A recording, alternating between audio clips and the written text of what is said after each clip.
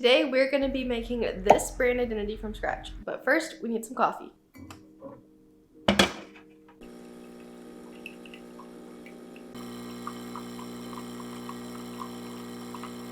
Someone suggested that I do funky socks for this brand identity, and I'd agree because I have so many socks.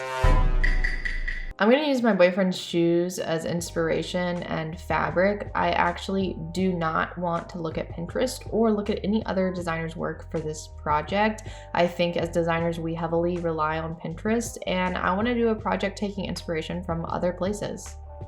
Now that my desk area is all set up and we got the design vibes going, let's start with some simple rough sketches.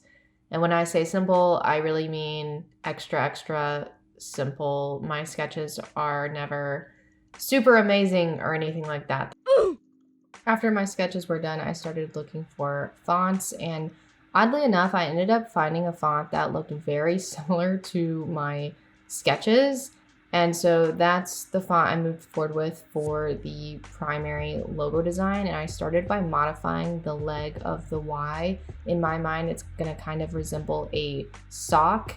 And then I found a supporting font to go below this funky, crazy looking font. I probably spent more time than I needed to modifying the leg of this Y, but it was one of those things where there was like a strange negative space appearing, and I ended up trying two different directions, and ultimately I ended up going with the one on the right. That's primarily because the one on the left looks odd with the K being modified the way it is. I started playing with colors using the inspiration images of fabric and shoes just to kind of get a starting point. I'm not afraid to admit that color palettes are definitely not my strong suit as a designer, so I did use the generative recolor feature in Adobe Illustrator to help me come up with some more ideas. And ultimately, I did end up going in a warmer direction. And I had 3 different options that I posted on my Instagram stories. And it seemed like the public really gravitated towards this logo here in the center. And so that is the one I ended up moving forward with. I felt like I had a good foundation going with this primary logo, so I started exploring different logo variations and additional concepts. I also asked ChatGPT for some tagline ideas, and it's just so bad sometimes that it makes me laugh. Like the socks that speak street. I don't think anyone's gonna be using that tagline, but they were so bad I decided that I wasn't going to even try to use a tagline. So I just kept exploring options that did not include a tagline and just kind of used funky socks as the main logo design and logo variations.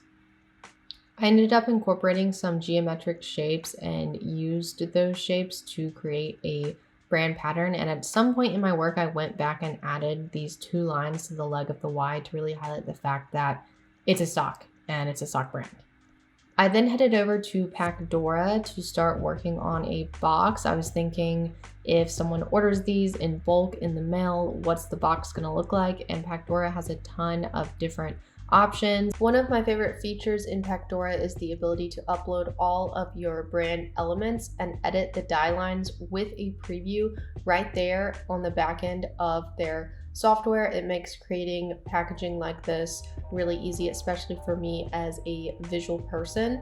They also have a 3D scene creator that I use to design a little scene with the box.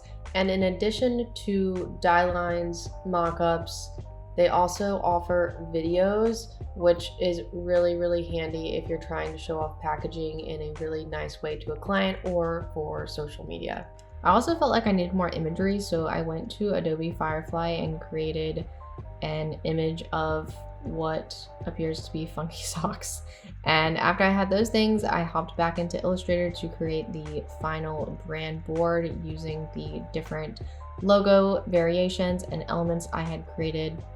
I also ended up creating a white version of the primary logo using the shape builder tool to cut out the lines of the leg on the Y and it ended up looking really, really cool. Like, I think the white is maybe my favorite variation out of all of them. If you enjoyed this video, please let me know in the comments section, and if you want to try Pactora for yourself on your next project, you can get 20% off using discount code Kenzie20 at checkout. I'll leave the link in the description.